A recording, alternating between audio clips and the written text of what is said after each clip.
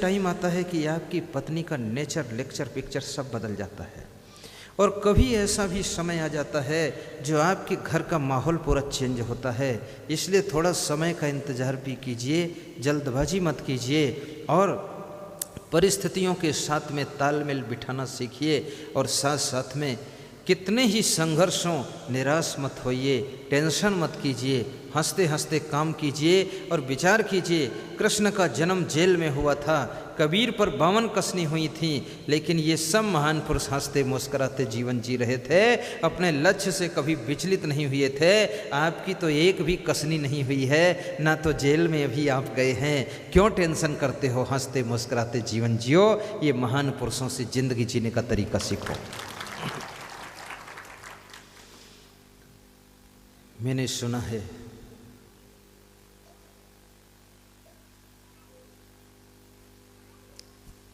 एक आदमी द्वार पर बैठा रो रहा था, बड़ी टेंशन थी उसको। उसके मित्रों ने पूछा, भाई क्या टेंशन है? बोले टेंशन क्या है, जो मकान कल खरीदा गया था रात में जल गया है, किसी ने आग लगा दी, ईर्ष्या करने वालों ने आग लगा दी। बड़ी विचित्र बात है। ईर्ष्यालु अपनी उन्नति करने के लिए कम सोचता है, दूसरों की उन्नति को रोकने के लिए ज़्यादा सोचता है। आग लगा दी, मकान जल गया। 10 लाख का मकान खरीदा गया था। ये बात चल ही रही थी, वो रो ही रहा था, आंसू पोंछ रहा था। तब तक उसका छोटा लड़का आया। उसने कहा, पिताजी क्यों रोते हो? बोले मकान जल गया, तुझे पता नहीं क्यों रोते हो, पूछ रहा है। बोले पिताजी मकान जला है लेकिन अपना नहीं जला है, रात में केवल बात हुई है, अभी पैसा नहीं दिया गया, लिखा पढ़ी नहीं हुई है, वो मकान जिसका था उसी का जला है, अपना नहीं जला है। तो बुढ़ा उठकर बैठ गया, हंसने लगा। बोले तब तो कोई लफड़ा नहीं है, अपने से क्या लेना देना। हंस हंस कर बातें कर रहा था कि जिसका जला बेचारा कितना दुख पाएगा, लेकिन उसका टेंशन मिट गया। 1 घंटे के बाद बड़ा लड़का आया, कहा पिताजी क्यों हंस रहे हो, क्या बात है? आपको खबर नहीं मिली अपना मकान जल गया? बोले कौन सा अपना मकान जले? कल रात में खरीदा गया था। बोले छोटा लड़का बोलता अभी पैसा नहीं दिया गया। बोले उसको क्या पता है, मैं मालिक हूँ, 10 लाख रुपये रात में देकर लिखा पढ़ी पक्की हो गई, मकान अपना जला है, दूसरे का नहीं जला है। इतना सुनते हुए बुढ़ा धड़ाम से फिर गिर गया और चिल्लाने लगा, हाय हम तो बर्बाद हो गए। अब ये कौन टेंशन दे रहा है, कौन रुला रहा है, कौन दुख दे रहा है, कौन पीड़ा पहुंचा रहा है? ये तुम्हारे भीतर का जो मेरापन है, मेरा मकान, मेरे भवन, मेरी बिल्डिंग जल गई तब दुख होता है, जब दूसरे का जला है तो दुख नहीं होता है। जहाँ जहाँ तुम मेरा मान लेते हो वहाँ वहाँ ममता हो जाती, मोह हो जाता, अपनापन हो जाता है, और वहाँ का नुकसान तुमको टेंशन देता है। लेकिन तुम रोज भजन गाते हो, क्या मेरा क्या तेरा, चिड़िया रैन बसेरा, तो इस ज्ञान को कहाँ प्रयोग करोगे? ना कुछ लेकर आए हो, न लेकर जाओगे, तो ये टेंशन करके इतना क्यों बर्बाद हो रहे हो? अभी मैंने देखा, जब मैं चंडीगढ़ हवाई अड्डे पर पहुंचा तो वहां पर कई बड़े बड़े धनवान आदमी, उनके चेहरे से लगता था धनवान है, उनके सूटकेस से लगता था धनवान है, तो उनकी आंखें इतनी फूली फूली थी, नीचे अजीब आंखें हो गई हैं, फूली फूली मोटी मोटी, नीचे हवा भरी है आंखों में। तो मैंने पूछा, आपकी आंखें कुछ अलग ढंग की दिख रही, बात क्या है? बोले टेंशन रहती, नींद नहीं आती, और क्या बात है? तो हमने कहा इतनी अच्छी काहे की टेंशन है? बोले सब व्यापार फैला हुआ है, हानि लाभ होता रहता है, संभालने वाला कोई ठीक ठाक नहीं है। तो हमने कहा व्यापार को समेट लो, कम कर दो। बोले समेटने की इच्छा नहीं है, व्यापार को फैलाना है। तो हमने कहा इस व्यापार से मिला क्या? अच्छा मकान मिला, अच्छी गाड़ी मिली, अच्छी साड़ी मिली, अच्छी पैंट शर्ट मिली, अच्छा ब्रीफ केस मिला, अच्छा पैसा मिला, अच्छा बिस्तर मिला, अच्छा बेडरूम मिला, लेकिन नींद उड़ गई तो क्या मिला? आराम उड़ गई, आनंद उड़ गया तो क्या मिला? ये सब खोने के बाद भी अगर जिंदगी में आनंद रहे और मीठी नींद रहे तो जानो सब कुछ मिला है। अगर सब कुछ मिला, ये खो गया, समझो कुछ नहीं मिला। तो उसने मुझसे कहा तुम्हारी बातें हम 2 दिन सुन लें तो हम पूरा निपट जाएंगे, नींद भी आने लगेगी, तो हमने कहा 2 दिन नहीं 1 घंटे सुन लो तो आपकी सारी बीमारी टेंशन की खत्म हो जाएगी। कितनी ही टेंशन करो, कितना ही तनाव करो, कितनी ही चिंता करो, अभी आप यहाँ से जाओ, आपका एक्सीडेंट हो जाए, आप मर जाओ, वहीं पर स्पॉट पर ख़त्म हो जाओ, किसकी टेंशन, किसका काम, किसका धाम, किसका बवाल, काम खत्म हो गया। क्यों इतना हैरान होते हो, जिंदगी को इतना क्यों परेशान करते हो, इतनी उलझन में क्यों जीते हो। अभी मैं महिलाओं को देखता हूँ, ये भी बहुत टेंशन में रहती। कई स्त्रियों ने आकर मुझसे कहा मुझे अपने बेटे बेटियों की इतनी टेंशन है कि उस टेंशन में मुझे शुगर की, डायबिटीज़ की बीमारी हो गई है। तो हमने कहा बड़ा अच्छा है, शुगर की बीमारी हो गई तो शुगर फैक्ट्री लग गई घर ही में, अब बोरियां भर भर कर बेचो, अब काहे की टेंशन। शुगर की बीमारी, लकवा की बीमारी, हार्ट अटैक की बीमारी, ये ज़्यादा टेंशन के कारण आती हैं। और याद रखना, ज़्यादा क्रोध के कारण ये बीमारियां आती हैं, और ज़्यादा सोचने के कारण ये बीमारियां आती हैं, ज़्यादा खाने के कारण ये बीमारियां आती हैं। इसलिए कम खाओ और ज़्यादा ज़रूरत से ज़्यादा कभी मत सोचो, और हंस करके रहो। 24 घंटे में 2-4 बार हंसो ज़रूर, और सबके साथ में हंसना कोई ज़्यादा महत्वपूर्ण नहीं है। अकेले बैठकर आपको जोरदार हंसी आए, वो हंसी आपके रिजर्व खाते से आई है, और वही हंसी आपको आनंद दे सकती है। मुस्कराती हुई दुकान पर बैठिए। चीन में एक कहावत है, चीन के लोग बहुत बुद्धिमान होते हैं। वहाँ एक बड़ी अच्छी कहावत है कि जिसके चेहरे पर मुस्कान न हो उसे दुकान नहीं खोलना चाहिए, उसे खेत में काम करना चाहिए। दुकान खोलने वाले को मुस्कराता हुआ रहना चाहिए। आपकी मुस्कान से 20% ग्राहक बढ़ सकते हैं, आपके नाराज चेहरे से 20% ग्राहक कम हो सकते हैं। चीनी व्यक्ति बहुत बुद्धिमान होते, रहते तो चीन में हैं, उनका आधे से ज़्यादा बिजनेस इंडिया में चल रहा है। बिजनेस करने का भी तरीका सीखो। तो कबीर साहब कहते हैं ये टेंशन से मुक्त हो जाइए, प्रसन्नता पूर्वक जीवन जियो, परस्पर में प्रेम बढ़ाओ, भाई भाई में, माता पिता के साथ, सास बहू के बीच में, पति पत्नी के बीच में प्रेम बढ़ाइए। प्रेम भी तुम्हारी टेंशन को कम करता है। आपके घर में अगर प्रेम की कमी है तो टेंशन आपकी बढ़ेगी। आपस का प्रेम आपको खुशियां देता है। महिलाओं से निवेदन करूंगा, जब आपका पति घर से बाहर जा रहा हो किसी काम से, द्वार तक विदा कर देना और थोड़ा हंस करके कह देना कि जल्दी लौट आना टाइम पर, जाओ आपको सफलता मिले, राम राम, प्रणाम आपको, साहिब बंदगी, भेज देना। जब आपका पति आए तो उसको द्वार पे जाके रिसीव कर लेना, सारी थकान उतर जाएगी, मुस्कान वापस लौट आएगी, और हंसते हुए घर में लाना, झटपट पानी पिलाना, चाय पिलाना। कितनी स्त्रियों को देखा जाता है, पतियों को गर्म चाय पिलाने के बजाय अपना दिमाग ही गर्म इतना रखती हैं कि पति पहले से घबरा जाता है कि चाय पीकर क्या करोगे, इसका दिमाग ही चाय जैसा गर्म है, रहने दो बस, ठीक है। अपने माइंड को शीतल रखो, खुश होकर के मिलो। और मैं ये भी कहूँगा, कभी बाहर जाइए, अपने घर में मैसेज भी दीजिए कि मैं पहुँच गया हूँ, सुरक्षित हूँ, व्यवस्थित हूँ। 24 घंटे में एक बार घर में बात कीजिए मोबाइल से। घर वालों का धर्म है एक बार तुम्हारी सूचना लें कि आप ठीक ठाक है कि नहीं। आपस में बात होती रहती है तो काम बोझा नहीं बनता है, काम पूजा बन जाता है। आपस में जहाँ बात बंद है वहाँ टेंशन और दरारें पैदा होती है, वहाँ काम करते करते भी क्रोध पैदा होता है, और वहाँ पर सारी व्यवस्था बिगड़ती है। इसलिए आपस में लिंक जोड़ कर रखना चाहिए और व्यवहार मधुर बनाना चाहिए। कई बार देखा जाता है कि लोग आपस में बोलते नहीं, न जाने उनके मूड में क्या है। एक सज्जन कह रहे थे हमारे पिताजी से हमारी 5 साल से बात नहीं हुई है। तो हमने कहा पिताजी कहीं बाहर रहते हैं क्या? बोले रहते घर ही में है। तो हमने कहा फिर बात क्यों नहीं हुई? बोले सब टेंशन है, मेरे को भी उनको भी है। तो मैंने उनके पिता से पूछा कि आपके बेटे से आपकी बात क्यों नहीं होती? कितने बेटे हैं? बोले एक ही बेटा है। कितने दिनों से बात नहीं हुई? बोले 5 साल पहले हुई थी, उसके बाद बंद है। क्यों बंद है? बोले 5 साल पहले हुई थी तो बात के साथ मारपीट भी हो गई थी। अब बेटे के साथ बाप की मारपीट कितनी अमर्यादित बात है। कभी तुम्हारा बाप अगर एक थप्पड़ मार दे तो भी बाप को रिप्लाई मत करना। बाप बाप है। माँ कभी डांट दे उसको रिप्लाई मत करो। गुरु कभी डांट दे रिप्लाई मत करो।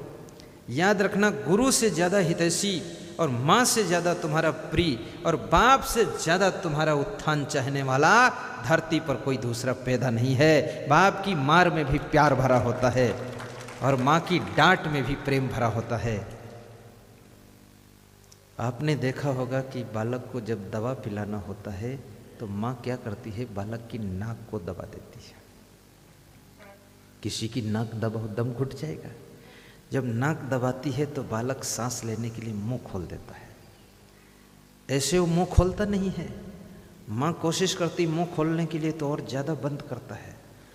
तो जब नाक बंद हो गई तो मुंह खुल गया, तो उसी में दवा डाल देती है, घुट जाता है, फिर नाक भी छोड़ देती है कि ले। बच्चा तड़प जाता है कि ये बहुत कठोर है माँ, इसने मेरी नाक बंद कर दी। लेकिन नाक बंद करने में भी हित छिपा हुआ है। माँ के अंदर करुणा है कि बेटे की नाक बंद करके भी मुंह खोलकर दवा अंदर पहुंचा दूं ताकि बेटे के कोई बीमारी न रह जाए, पोलियो ड्रॉप पहुंच जाए, ताकि मेरा बेटा भविष्य में स्वस्थ रहे, मस्त रहे। ये माँ की अद्भुत करुणा होती है। एक छोटी सी कथा आपको सुनो, ध्यान से सुनना, सीधे बैठ जाओ।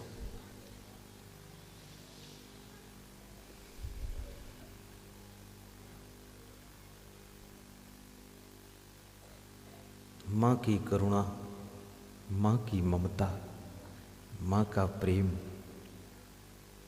गुरु का प्रेम, शिष्य की श्रद्धा, पुत्र की आस्था जो माँ बाप के प्रति है। सबसे पहले अपने बेटे की आंखों को देखिए, पति की आंखें देखिए। आज मेरी पधरौनी थी जादू टोला में सुबह सुबह किशोराम साहू के यहाँ। तो वहाँ हम गए तो उनके बच्चे कहने लगे मेरी माँ बहुत टेंशन करती है। तो मैंने कहा बेटा तुम्हारी माँ टेंशन तुम्हारी ही करती है कि मेरे बेटे अच्छे पढ़ जाएं, अच्छे सेटल हो जाएं। इतना सुनते ही वो माँ रोने लगी। जब माँ रोने लगी तो बेटी बेटे भी रोने लगे। जब वो रोने लगे तो उनका पिता भी रोने लगा, आंसू पोंछने लगे।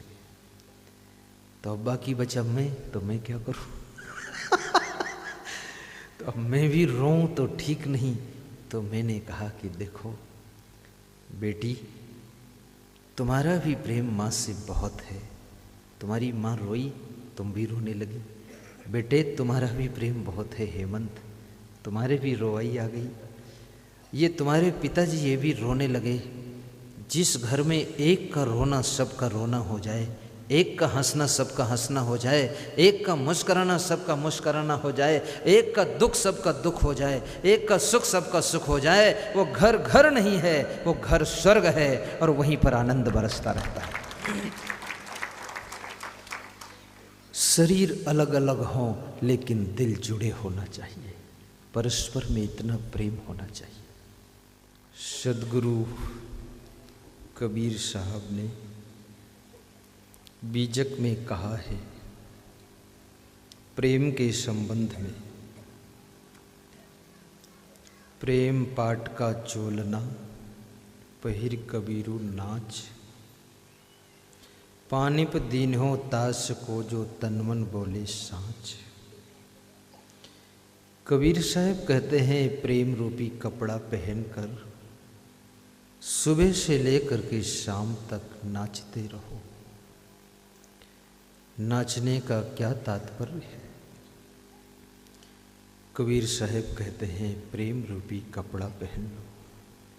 प्रेम रूपी कपड़ा कहाँ मिलता है? राजनांदगांव की बाजार में नहीं मिलता है।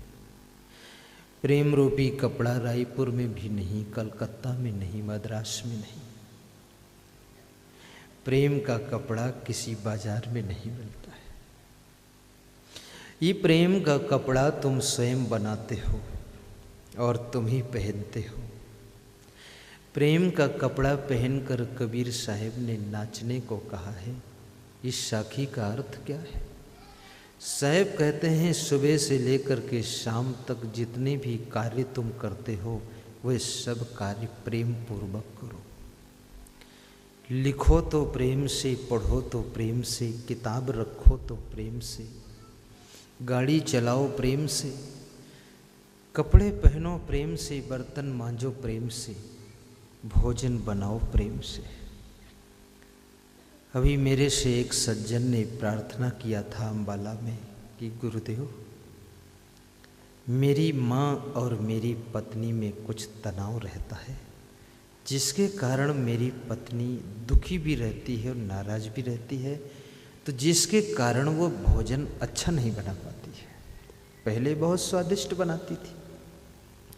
मेरी माँ कुछ न कुछ रोज़ रोज़ तकरार करती है, तो मैं क्या करूं? तो मैंने कहा एक फूल ले जाओ और अपनी पत्नी को दे देना, कह देना गुरुदेव ने फूल दिया है। जैसे फूल कांटों की गोद में भी रह कर के खिलता है, मुस्कराता है, खुशबू देता है, ऐसे अपनी पत्नी से कह देना तू फूल है और सासू कांटा है, उसकी गोद में रह कर के भी तू मुस्करा के काम करती रहे। समझा देना। अपने जीवन में प्रेम का प्रभाव बढ़ाइए। यदि आप कपड़ों से प्रेम करोगे तो कपड़ों की उम्र बढ़ जाएगी। कपड़ा धोइए भी प्रेम से। कितने लोग कपड़ा को इतना पीटते हैं, इतना पीटते हैं कि कपड़ा जो 6 महीने चलना चाहिए वो 10-15 दिन में निपट जाता है। कपड़े से प्रेम नहीं है। कितनी महिलाओं को देखो बर्तन ऐसा मांजती हैं पटक पटक के, सभी बर्तन कूच गए हैं। उनसे पूछो बर्तन क्यों पटक रही हो, तो कहती हैं किसको पटकूं? जिस आदमी को पटकूं तो पटका पटकी हो जाएगी, तो बर्तन ही पटक देती हूँ। कभी कभी मनुष्य अपनी गुस्सा को सामान पे उतार देता है, सामान पे गुस्सा करता है। सामान तुम्हारी गुस्सा को भी नहीं समझता है। कबीर साहब कहते हैं कि सामान से भी प्रेम कीजिए। झाड़ू भी लगाइए तो प्रेम से लगाइए, बिछौना बिछाइए तो प्रेम से बिछाइए, अतिथि का सत्कार करो तो प्रेम से सत्कार करो। और भाइयों बहनों, अपने माता पिता को प्रणाम भी सुबह करो तो प्रेम से करो। घर में जो भी तुमसे बड़ा है, जो जिससे बड़ा है, हर छोटे को, हर बड़े को प्रणाम करना चाहिए। प्रणाम करने से तुम्हारे घर में प्रेम बढ़ेगा, नम्रता बढ़ेगी, अहंकार घटेगा, आपस में मेल होगा, उन्नति के रास्ते खुलेंगे। प्रणाम करना बहुत ज़रूरी है। इस न्यू इंडिया में धीरे धीरे प्रणाम खत्म ही होता जा रहा है। यहाँ पर कोई किसी को प्रणाम करना अब नहीं चाहता है, और ये प्रणाम अगर ख़त्म हुआ तो इसके परिणाम बड़े खतरनाक होंगे। इस परिणाम को बचाइए तो आपके परिणाम अच्छे रहेंगे, क्योंकि प्रणाम से बहुत आनंद मिलता है। अपने से बड़ों को नमस्कार रोज कीजिए, फिर देखिए आपके घर में कोई प्रकार का डिस्टर्ब नहीं रहेगा। प्रणाम करने से मन की गांठ भी खुल जाती है और दिल एक दूसरे से मिल जाता है, फिर विकास के फाटक खुल जाते हैं।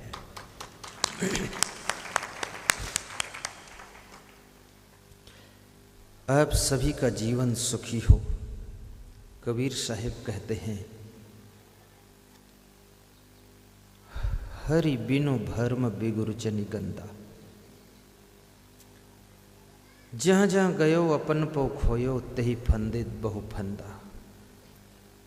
साहब कहते हैं, जिसको आत्मज्ञान नहीं है, जिंदगी जीने का ज्ञान नहीं है, ये मनुष्य जीवन क्यों मिला है इस उद्देश्य का भी पता नहीं है, वह व्यक्ति जहाँ जहाँ जाता है अपने गौरव को खो देता है, अपनी महिमा को खो देता है, महत्व को खो देता है, अपनी कीमत को खो देता है। तुम क्या हो इस बात को समझो, देवताओं से भी ज्यादा तुम महान हो, श्रेष्ठ हो।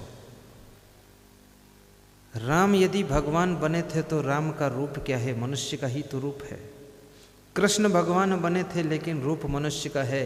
कबीर साहब सदगुरु बने थे, रूप मनुष्य का है। स्वामी महावीर 24वें तीर्थंकर भगवान महावीर कहलाए लेकिन मनुष्य के रूप में है।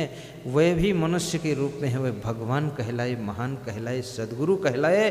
और आप भी मनुष्य के रूप में हो। आप इतनी टेंशन करके अपनी ज़िंदगी को क्यों बर्बाद कर रहे हो? आप जहाँ जाते हो वहाँ अपने मूल्य को खो देते हो। देवता भी तरसते हैं मनुष्य जीवन पाने के लिए। बड़े भाग्य मानुष तन पावा, सुर दुर्लभ सद ग्रंथन गावा। बड़े भाग्य मानुष तन पावा, सुर दुर्लभ सद ग्रंथन गावा। साधन धाम मोक्ष कर द्वारा, पाए न जेहि परलोक सवारा। साधन धाम मोक्ष कर द्वारा, पाए न जेहि परलोक समारा। यही तन कर फल विषय न भाई, सुर कहूँ स्वल्प अंत दुखदाई। नरतन पाई विषय मन देही, पलट सुधाते विष सठ लेही। बड़े भाग्य मानुष तन पावा, सुर दुर्लभ सद ग्रंथन गावा। बड़े भाग्य मानुष तन पावा, सुर दुर्लभ सद ग्रंथन गावा। धरती का पाप नष्ट करने के लिए गीता में अर्जुन ने कृष्ण से पूछा कि हे कृष्ण, इस धरती पर जब बहुत पाप हो जाता है तो आप क्या करते हो? कृष्ण कहते हैं, अर्जुन, भगवान उवाच, भगवान बोले, यदा यदा हि धर्मस्य ग्लानिर्भवति भारत, अभ्युत्थानम् अधर्मस्य तदात्मानं सृजाम्यहम्। परित्राणाय साधूनां विनाशाय च दुष्कृतां, धर्म संस्थापनार्थाय संभवामि युगे युगे। हे अर्जुन, मनुष्य का रूप धारण करके नर रूप में कोई महान शक्ति का अवतार हो जाता है। वो अपनी वाणी से लोगों के मन को शुद्ध कर देता है। उसके दर्शन से लोगों का जीवन शुद्ध हो जाता है। उसके सानिध्य से लोगों को समझदारी आ जाती है और उसके ज्ञान से लोगों के विचार पावन हो जाते हैं। फिर जो लोग इस धरती पर पाप करते थे वो सब पुण्य करने लग जाते हैं। उसकी प्रतिभा, उसका प्रभाव जनमानस को मोड़ देता है, पापियों को पुण्यात्मा बना देता है, सबको भक्ति में लगा देता है। परंतु वो शक्ति मनुष्य के रूप में ही आती है। तुलसीदास ने इसको हिंदी में कहा है, जब जब हो ही धर्म की हानि, बढ़ही असुर अधम अभिमानी। तब तब प्रभु धरी मनुज शरीरा, हरि सकल सज्जन भव पीरा। जब जब होई धर्म की हानि, बढ़ी असुर अधम अभिमानी। नीच कर्म करने वाले अभिमानी लोग जब बढ़ जाते हैं, तब कोई न कोई शक्ति आकर के अवतार ले लेती है। अवतार कोई और चीज नहीं है। अव माने आया, तार माने तारने के लिए। जैसे कबीर साहब आए थे हम आपको तारने के लिए, ऐसे आज भी कोई धोती कुर्ता में, पैंट शर्ट में, कोई साड़ी सलवार में, जो समाज सुधार का कार्य कर रहा है, वो समझ लो धर्म की रक्षा के लिए अवतार लिया है। आपकी भीड़ में भी कुछ छिपे हैं अवतार। अपने धन से, मन से, बुद्धि से, शरीर से समाज सुधार का अभियान चला रहे हैं। वो सब अवतारी आत्मा है। इन महिलाओं में भी अवतारी आत्माएं छिपी हुई है। इनके अंदर भी ऐसी ऐसी पुण्य आत्मा है जिनके मन में इच्छा है कि सत्संग को बढ़ाऊं, सत्संग का प्रचार करूं। साधु संत के रूप में भी शक्तियां अवतार लेकर आती है। कभी राम बन के, कभी कृष्ण बन के आना, कभी कबीर बन के, कभी महावीर बन के चले आना, कभी कमंडल लेकर आना और कभी झोली लेकर आना। उसमें तो है कभी धनुष लेके और कभी सीता लेके, पर कभी कमंडल लेके भी आना है और कभी झोली लेके आना, कभी में गले में रूमाल डाल के आना। शीतल साहब रूमाल डाल के।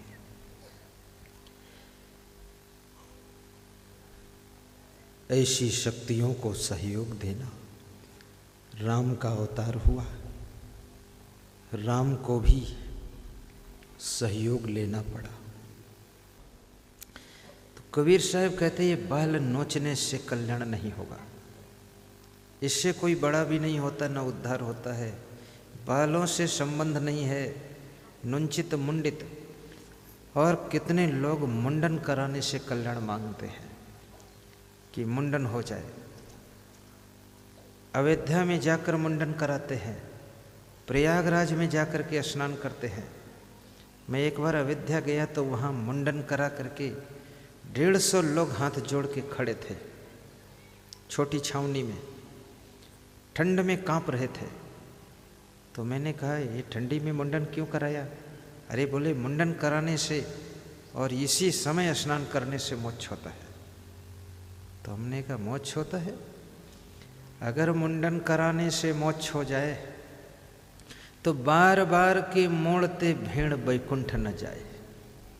भेड़ का बार बार मुंडन होता, कभी बैकुंठ नहीं जाती। अगर मुंडन से मोक्ष होता तो महिलाएं कभी मुंडन नहीं कराती हैं, तो फिर क्या ये नरक में जाएंगी? और यदि स्नान करने से केवल मोक्ष हो जाता है तो मछलियां तो पानी में ही रहती सभी ऋतुओं में, मेढक, कछुआ, मछली, तो उनका तो मोक्ष हो जाना चाहिए, कभी मोक्ष नहीं होता है। भाइयों बहनों, अगर बुखार है तो स्नान मत कीजिए, हाथ पांव धो लीजिए, भोजन कर लीजिए। अगर तबीयत अच्छी है तो स्नान भी कर लीजिए। लेकिन ये मानंदी को तोड़िए कि प्रयागराज में स्नान करने से, सरयू में डुबकी मारने से, यमुना में नहाने से मोक्ष हो जाएगा। यमुना में कृष्ण भगवान का परिवार 56 करोड़ यादव डुबकी लगा रहे थे और शराब पी करके डुबकी लगा रहे थे। आपस में लड़ाई हुई, शराब के नशे में यमुना में डूब करके मर गए, मोक्ष नहीं हुआ। यमुना भी उनके शराब के नशे को छोड़ा ना सकी। याद रखना, अगर कोई नदी है, गंगा है, जमुना है, सरस्वती है, तीर्थ है, तो वो सत्संग है। सत्संग की नदी में डुबकी लगाने से ही आपकी बुराइयों का मैल धुल जाएगा, फिर आपका मोक्ष हो जाएगा। ये ढकोसले से बचो। अभी मैं रात में 12 बजे आ रहा था केमरी गांव से थब्बड़ गांव, डिस्ट्रिक्ट हिसार से अंबाला। तो रास्ते में इतनी गाड़ियां खड़ी थी, मैंने कहा क्या बात, जाम लगी, कोई झगड़ा उगड़ा है क्या? तो बोले झगड़ा नहीं है, वो एक संत आए हैं यहाँ। तो हमने कहा अरे इतनी गाड़ियाँ, कम से कम 2000 गाड़ियाँ थी रात में 12 बजे, और सब VIP लोग। तो हमने कहा ये क्या है? बोले यहाँ बीज मंत्र दिया जाता है। तो हमने कहा बीज मंत्र से क्या होता है? बोले जो कभी नहीं होता वो सब होता है बीज मंत्र से। तो मैंने कहा ये तो बड़ा अटपटा मामला दिख रहा है। तो मैं तो कभी ऐसा सुना नहीं था, मेरे को टाइम भी नहीं था, मैं चला आया। फिर उसका एक, जहाँ मेरा निवास था वहाँ टीवी में प्रवचन आ रहा था। तो मेरे प्रवचन के बाद उसका प्रवचन आ रहा था, वही जो बीज मंत्र देता था। तो कैसा बीज मंत्र देता है? बस एक आदमी को खड़ा करता है, तुम खड़े हो जाओ। वो माइक ले लेता, वो बताता है कि हमने बीज मंत्र लिया है, और जब बीज मंत्र नहीं लिया था मैंने गुरुजी से, तो मुझे टेंशन बहुत रहती थी, मेरी पत्नी भी बीमार रहती थी। जिस दिन से बीज मंत्र ले लिया तो पत्नी भी ठीक रहती है और मैं भी बहुत ठीक रहता हूँ, बोलो भगवान की जय। हमने कहा ये क्या लफड़ा बना रखा, ये कोई सत्संग है? ऐसे ऐसे ढोंगी भी पंथ है तमाम, बहुत जालिया लोग हैं। ज्ञान की बात नहीं है, आचरण नहीं है, वैराग्य नहीं है, ब्रह्मचर्य कुछ नहीं है, उल्टा पलटा इस भारत के लोगों को गुमराह किया जा रहा है। अभी इतने चालाक लोग हैं, कई लोग ऐसा बोलते मैं कबीर का अवतार हूँ। मुझे बड़ा आश्चर्य होता, तू कबीर का अवतार है तो मैं कबीर का अवतार क्यों नहीं हूँ, और मैं अवतार हूँ तो ये सब क्यों नहीं अवतार हैं? और तुम कैसे बोलते हो मैं कबीर का अवतार हूँ? कबीर का अवतार है तो कबीर के गुण लक्षण भी आप में होना चाहिए कुछ।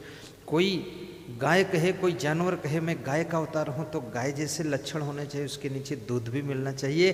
कबीर का अवतार कहते हो तो कबीर के गुण लक्षण होना चाहिए। कबीर कैसे थे वो गुण एक भी आप में नहीं है।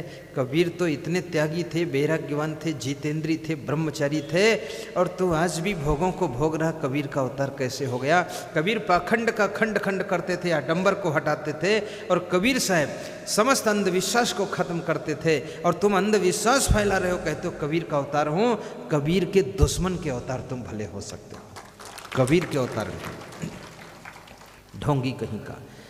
इस छत्तीसगढ़ में भी भोली भाली जनता है, कितने कबीरपंथी गुमराह हो जाते हैं। वो कहते हैं कि बस हाँ ये बहुत अच्छा बता रहा है, यहाँ कबीर का अवतार है, हम यहीं जा रहे हैं।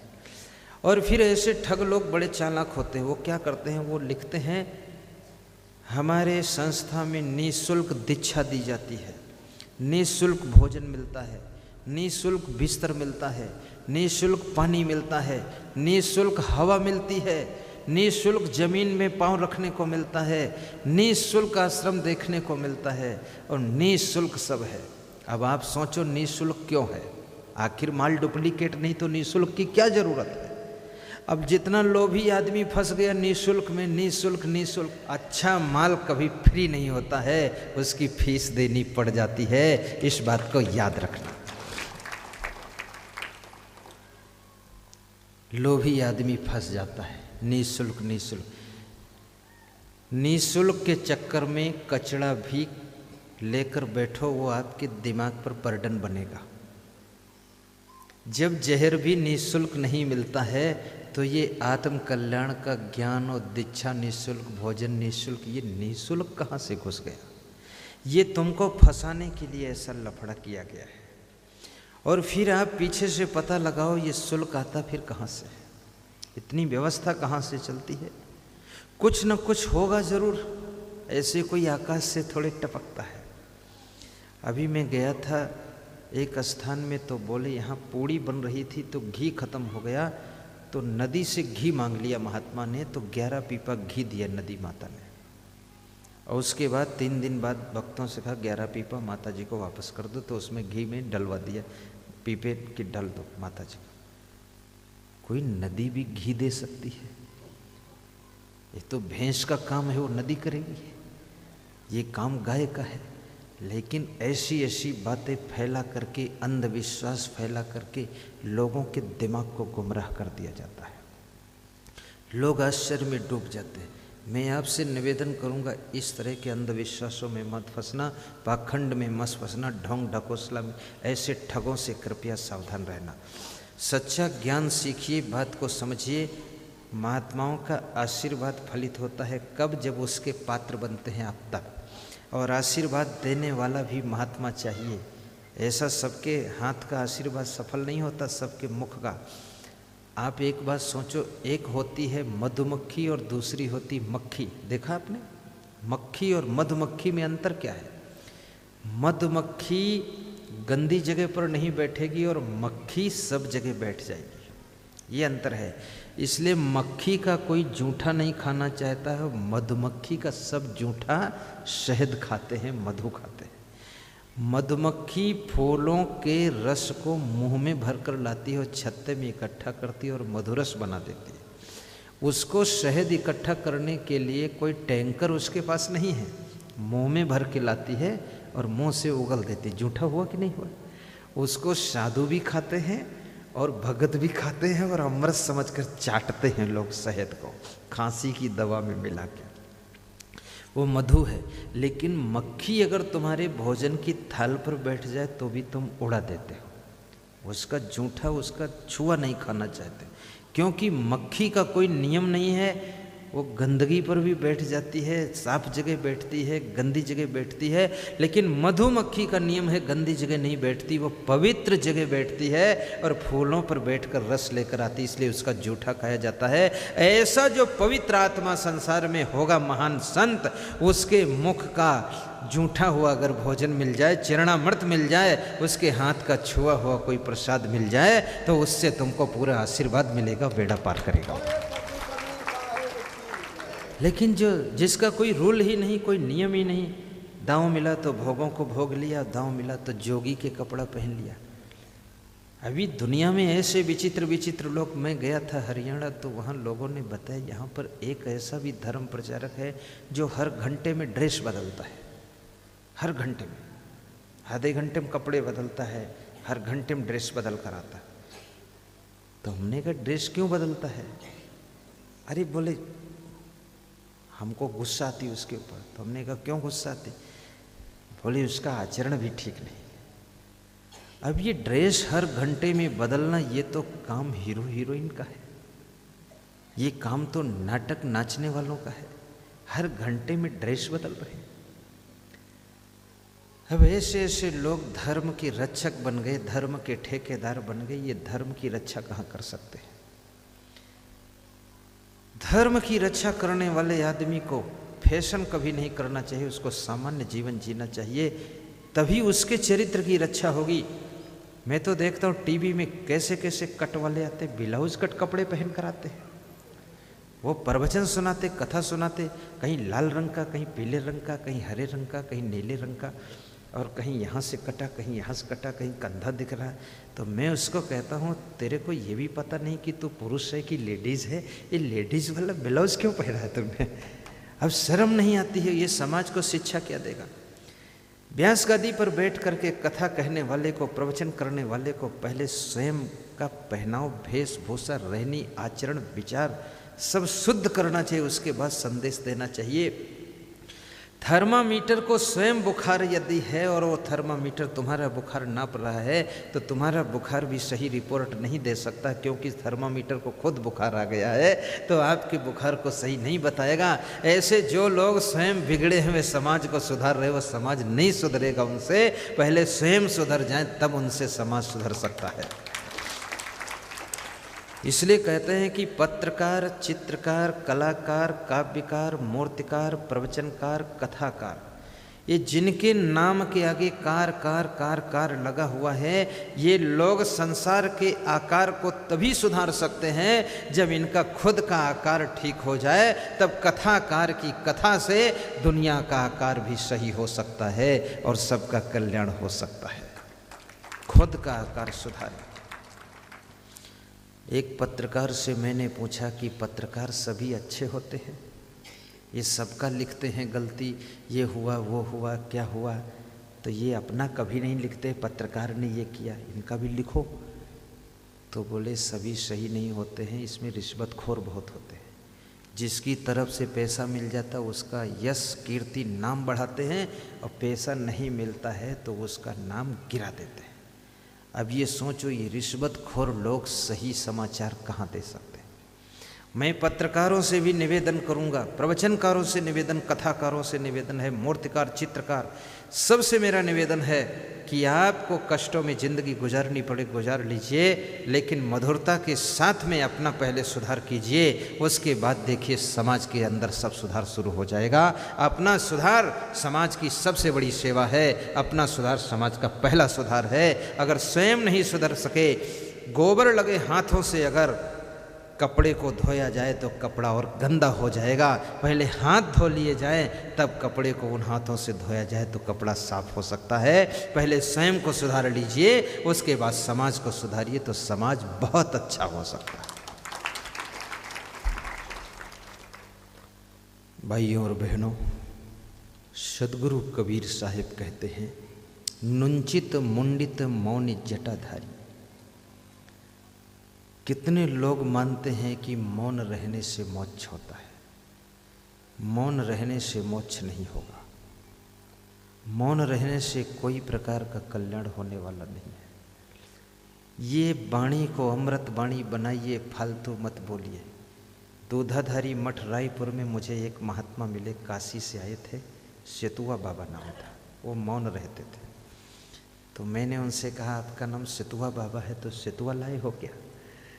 अब मौन थे, बोल नहीं सकते थे।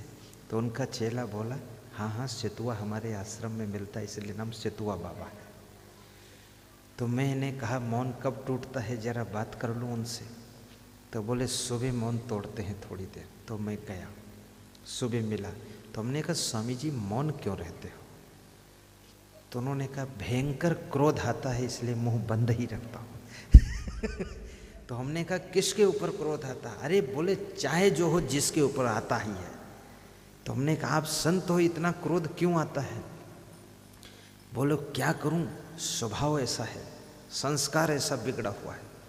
तो हमने कहा, मौन से ठंडा हो जाता है?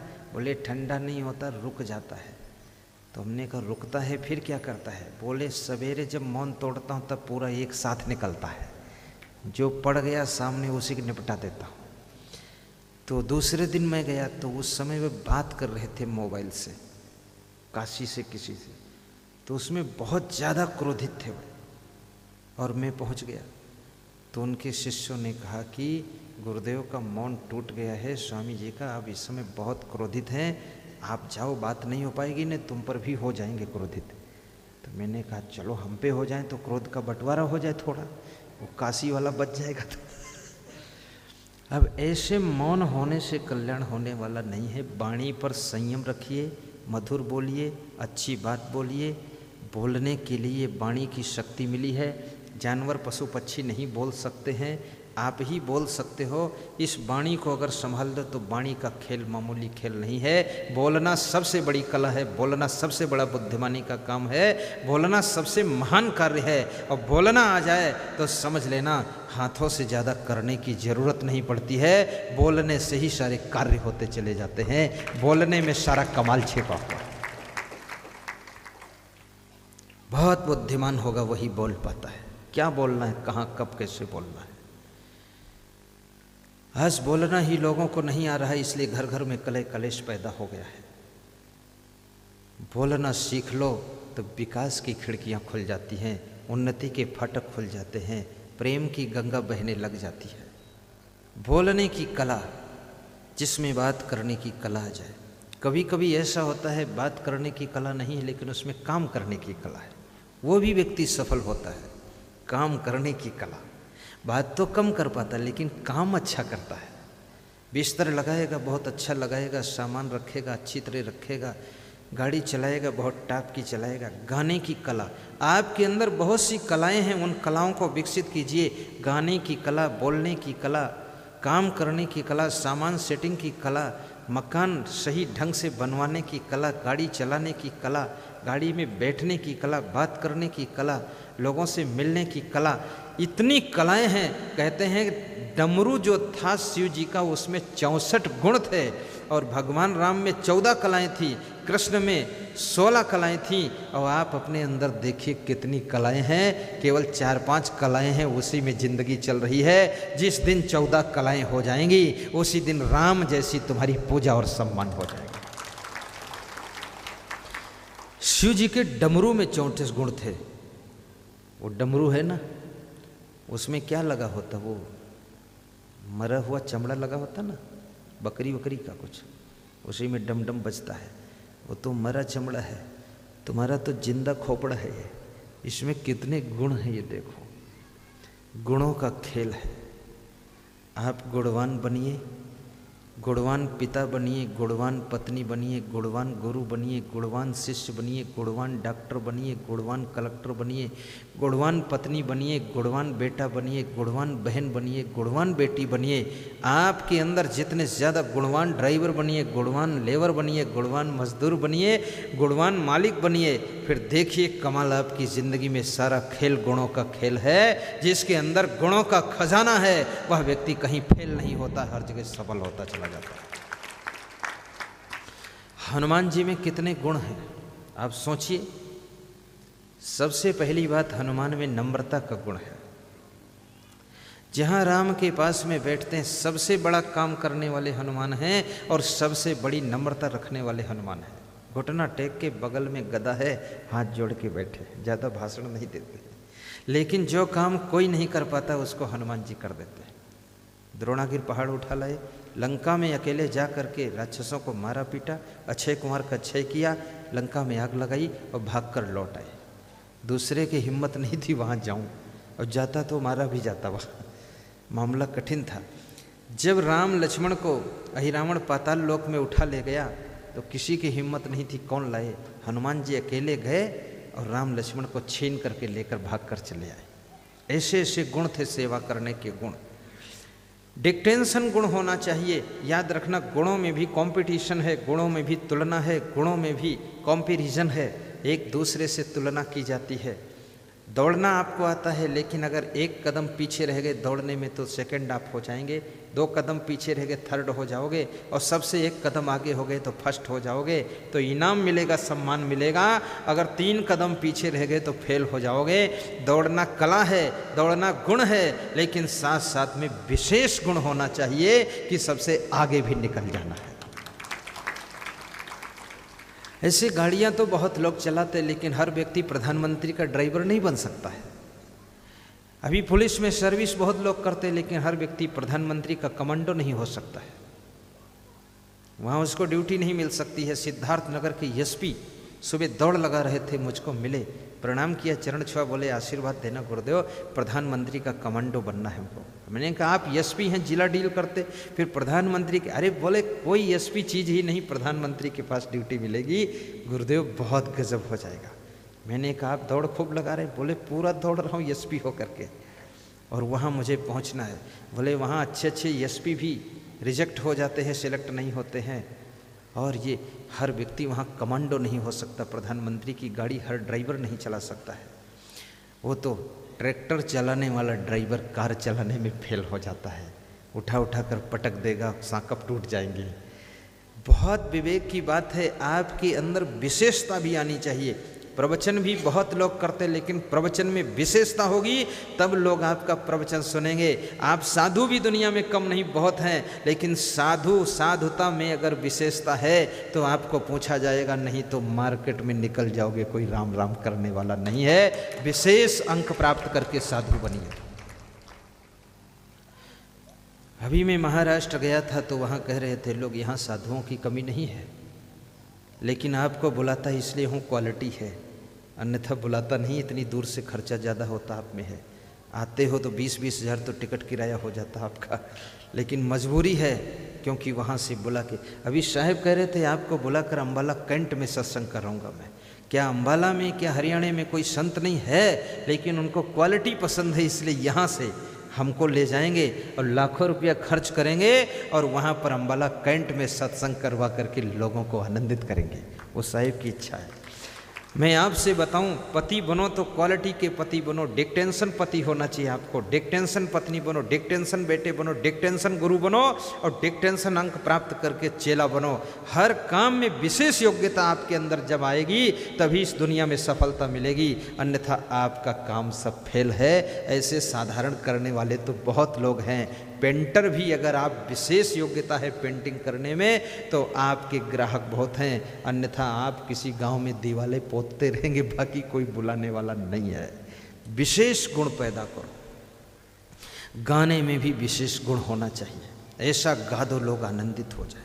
और अभ्यास कीजिए, सीखिए, समझिए, कलाएं सीखिए, अपने अंदर विकसित कीजिए उन कलाओं को जिनसे कि आपकी कीमत बढ़ती है, आपका मूल्य बढ़ता है, आपके जीवन में लोग तुमसे जुड़ते हैं और आपको सफलता भी मिलती है।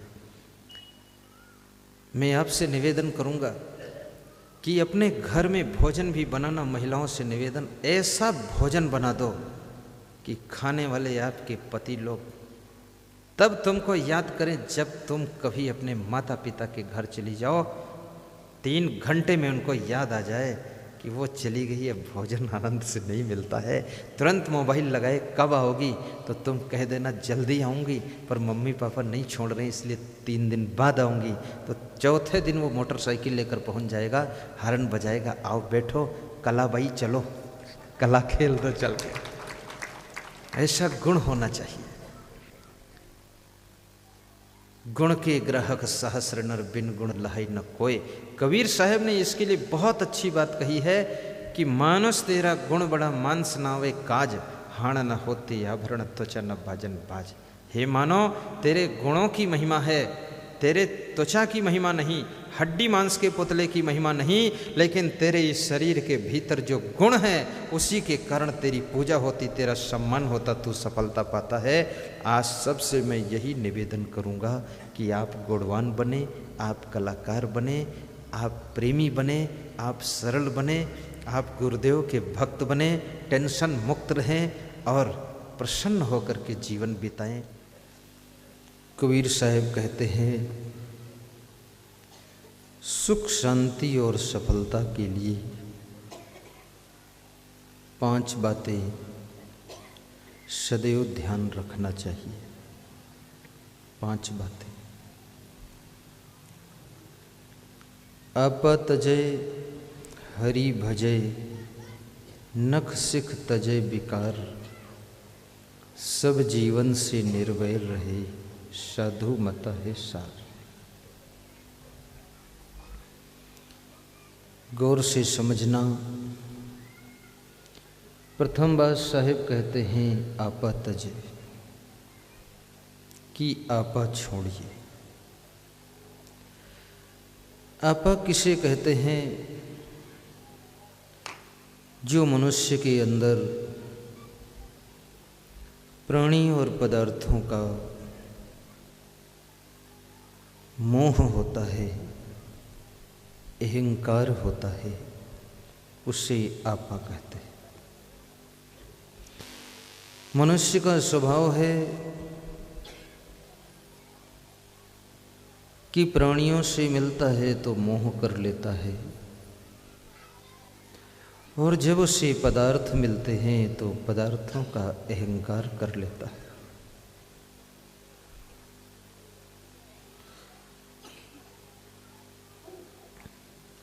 गरीब को भी अहंकार आता है, अमीर को भी अहंकार आता है। गरीब भी मोह में बंधा है, अमीर भी मोह में बंधा है। पशु पक्षी को बांधने के लिए रस्सी और पिंजड़े का बंधन चाहिए, लेकिन मनुष्य को रस्सी की जरूरत नहीं है। ये अपने मन से मोह की रस्सी में बंध जाता है। जो शीलमती से किसी भी आदमी को पकड़कर मुंबई में छोड़ दिया जाए, छोड़ने वाला बाद को वापस लौट कर आएगा। जो शीलमती जिसको छोड़ने गए हैं वो पहले ही लौट आएगा। जहाँ जिसका मोह है वहाँ की याद भी करता है, और कहीं भी छूट जाए वो पता लगाते लगाते वहीं पहुँच जाता है। तो मनुष्य को क्या पूछना, मनुष्य तो मोह में पूर्ण रूप से बंधा हुआ है। बड़े विचित्र बंधन में इंसान बंधा है। कभी कभी ये मनुष्य छोटी सी बीड़ी में बंध जाता है। बीड़ी पीने को न मिले तो बेचैन हो जाता है। 1.5 इंच की बीड़ी जब पीने का समय आता है, सत्संग से भी उठकर चल देता है। कोई कहता है कहाँ जा रहे हो, तो बताता है कि अभी आ रहा हूँ। छोटी सी बीड़ी पीने का टाइम आ गया तो बीड़ी की आदत इशारा देती है कि उठ, आड़ में चल और मुझे पी ले फिर आ जा। तो ये 6 फुट का लंबा आदमी 1.5 इंच की बीड़ी का गुलाम बनकर चुपचाप उठ के चल देता है और बीड़ी को पी करके धन्यवाद देता है कि बीड़ी देवी 2 घंटे बाद फिर मिलूँगा, थोड़ा सत्संग सुन लो।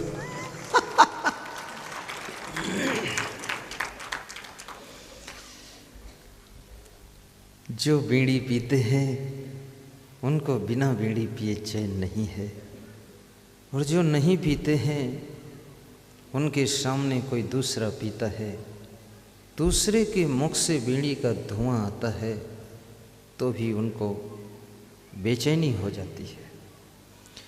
दूसरे लोग मना करते हैं यहाँ बीड़ी मत पियो, धुआं मत करो, तो बीड़ी पीने वाला कहता है कि तुम्हारे लिए हम परोपकार कर रहे हैं, बीड़ी में पैसा मेरा लगा है, धुआं मैं मुंह से खींचता हूँ, फिर घुमा करके नाक से निकाल करके तुमको देता हूँ, थोड़ी खुशबू ले लो, धन्य हो जाओगे।